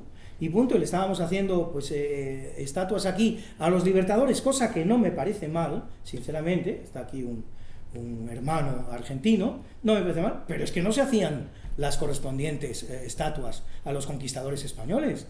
¿Dónde están las estatuas de Fernando el Católico? ¿Dónde están? Hay 2 en Madrid, ojo, hay 2, accidentales. No es porque se haya, vamos a hacerle el gran homenaje a Fernando el Católico, no. Una de ellas es una de las 114 que están en la Plaza de Oriente, que se las hace precisamente, las manda a hacer Felipe V, en el año 1714, una cosa así, por ahí. Y otra está en el Palacio Real, al lado, en la fachada del Palacio Real, pero todas forman parte de un conjunto de reyes, no es un homenaje propio a Fernando el Católico. En Zaragoza sí, en Zaragoza hay una muy fea, por cierto, pero que no hay aquí en Zaragoza, es espantosa la estatua, lamentablemente no es bonita, podía haberse hecho una cosa bonita, no se hizo. Ahí sí hay una estatua con el ánimo premeditado de rendir honor a Fernando el Católico, donde aparece él solo, y punto final. No hay otra estatua a Fernando el Católico, en todo caso acompañando a la reina Isabel la Católica. Pero es que la culpa es nuestra. Yo he tenido a mi nieto el año pasado en Inglaterra. Bueno, les han enseñado una historia, la Armada Invencible, maravillosa. Y a mi nieto se le ocurrió objetar algo de eso con lo de Blas de Lezo, y bueno, no os cuento el resultado. Un 0. Sobre la Armada, sobre la Gran Armada, Pero es porque nosotros somos así, sí, claro. somos tontos. Lo mejor que se ha hecho al día de hoy sobre la Gran Armada Española, os lo recomiendo a todos, lo tenéis muy fácil, muy divertido, además ya incluso subtitulado ahora, es un reportaje, lo encontráis en YouTube, de una historiadora inglesa que se llama Lucy Worsley, que cuenta con un conocido de esta casa que es Luis Gorrochategui, actúa en sus escenas finales. Verlo, es extraordinario. Lucy Worsley desmonta completamente, con toda franqueza, con toda sinceridad, todas las falsedades de la Gran Armada, todas. Parece mentira que sea inglesa. Además, una chica guapísima, simpatiquísima, una historiadora súper amena, da gusto escucharla. Yo he escuchado muchos de sus documentales. En este está brillante, no dejéis de verlo, por favor. The Spanish Armada, Lucy Worsley. Ponéis esas palabras en la red y va directito. Sí, os lo mandaré luego, ¿me lo recordáis? Yo Os lo lo he pongo. visto y lo que pienso es que vale, que sí. Pero Luis Gorrochategui le da, digamos, el punto técnico. Y lo que pasa es que el Lucy es Lucy y no Lucía, que lo llega a decir Lucía Fuentes y la montan. Bueno, pero ahora estamos nosotros. Es que eso es lo novedoso de este momento. Es decir, yo estoy muy orgulloso de pertenecer a esta corriente, lo digo orgullosamente, presumo, a la que yo llamo del nuevo hispanismo. Son muchos autores, muchos, de aquel lado del charco y de este lado del charco, y ojalá haya pronto filipinos, no sé si hay algún filipino, hay algún ecuatoriano también, que están aportando un montón de argumentos novedosos, muy al grano, muy directos, muy carentes de complejos, pero perfectamente ajustados a la realidad. Es una generación magnífica esta que está surgiendo de 10 años para acá. ¿Quiénes son los precursores? Pues sería una Elvira Rocabarea, sería un José Luis López Linares, con esos dos documentales extraordinarios que ha hecho, sería un Pablo Victoria, que lamentablemente hemos perdido. Yo a Pablo Victoria le conocí recién llegado a España, hace unos 20 o 25 años. Yo tenía no, 20 o 25 años no, menos, 15 o 20 años. Yo tenía una cosa en casa que se llamaba el Club de la Tertulia, hicimos 100 tertulias. Mi casa es un apartamento de 90 metros cuadrados, pero en la sala de 32 metros cuadrados medidos, los medí para ver, hemos llegado a meter 54 personas, para que os hagáis, es impresionante, nadie sabe la capacidad que tienen los metros cuadrados, y sentados además. Dejamos de hacerlo por una sencilla razón, es decir, no cabía moverse, no podía ir uno al baño, uno que tenía que irse antes no podía, entonces por eso dijimos, nunca más 54 personas, lo ceñimos a 40. Una sala de 32 metros cuadrados, 40 personas. Uno de los primeros ponentes fue Pablo Victoria. Entonces de hispanismo no hablaba nadie. Sacar un poquito, asomar un poquito la cabeza era ser un facha, tú que vas, tú no has leído, tú no tienes ni idea de nada, no sé qué. Exacto. Eso ha cambiado completamente, por lo menos en este ámbito en el que nos movemos con seguridad, estamos contentos, estamos seguros de nuestros argumentos. Pero cada uno en lo suyo. Ayer estuve con Rafa Codes, extraordinario, con el Galeón de Manila. Estás con Rafaíta y es que te demuestra perfectamente cómo la sucesión dinástica del imperio incaico se traslada a los Habsburgo de España, y lo hace con los mejores argumentos y con los mejores descubrimientos. O sea, es una playa de historiadores y de hispanistas magníficos. Hasta este momento los hispanistas eran ingleses, estábamos a merced de ellos. Donde ellos querían hacer una concesión, pues la hacían y nosotros la aceptábamos. Si no querían hacer la concesión, pues no había concesión, y teníamos que tragarnos lo que ellos nos contaban. Pablo Victoria. Pablo Victoria vino a España, viene a mi casa hace 15 años, nos habla de la figura de Blas de Lezo. Blas de Lezo, que hoy día, gracias a Dios y por fortuna, es un gran héroe de la historia española, y ya lo conocemos casi todos, ¿eh? A todos nos suena, algunos sabemos más detalles, pero ya forma parte de esos lugares comunes en los que los españoles nos encontramos retratados, ¿no? Cuando viene Pablo Victoria a España, confesado en mi casa, dice: yo escribí mi libro absorto al llegar a España, que el que era el héroe nacional de Colombia, Blas de Lezo, no era en absoluto conocido en España. Nadie lo conocía a Blas de Lezo en España. Y os cuento finalmente una que de alguna manera está relacionada con tu sector también. Os cuento una anécdota que va a ser suficientemente reveladora. Yo conozco un marino, con nombre y apellido, que sirvió en la fragata Blas de Lezo hace 30 años, y me confesaba, no había red entonces, nos confesaba que un día, ahí en la cámara de oficiales, y te dice: oye, ¿y este Blas de Lezo que lleva por nombre nuestro barco, quién era? No lo sabía nadie en el barco, nadie de la marinería, nadie de la oficialidad, nadie. Y eso que siempre ha habido una fragata Blas de Lezo, siempre, no ha dejado de haberla en ningún momento. No sabían en ese barco nadie quién era Blas de Lezo. Bueno, muchísimas gracias. Ajá.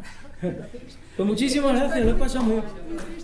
Espera, hay una preguntilla, le vamos a dar de gracia aquí. A nivel náutico, la importancia de las Islas Canarias, ¿no? Porque si, por ejemplo, hubiera salido un barco de Galicia o de la zona de Portugal, hubiera llegado a Terranova, hubiera llegado a las costas. Bueno, y era una base. El aprovisionamiento con Gomera. Claro. Es un poquito lo mismo que Guam para el Galeón de Manila, que por cierto solo en una de las rutas, porque ya sabéis que en la mar los caminos de ida nunca son los de vuelta. Es decir, en la tierra cualquier camino que te lleva a un sitio te trae de ese sitio. En la mar normalmente las circulaciones son circulares o elípticas. Entonces ese galeón de Manila tenía que ir de América a Asia haciendo este trayecto, y tenía que volver de Asia a América haciendo este trayecto. Entonces en este camino sí se encontraban a Guam, en este de vuelta a América no había nada. Era todavía más duro que el otro. Menos mal que el Kuroshima era muy rápido. Exacto, el viento aquel del Kuroshibo, que salía de Japón y que te empujaban los barcos hacia América del Norte, hacia California. Pues muchas gracias. Si alguno quiere hacerse con alguno de estos libros, pues oye, ayúdalo. Esperamos que les haya gustado. Muchas gracias. Y el lunes esperamos también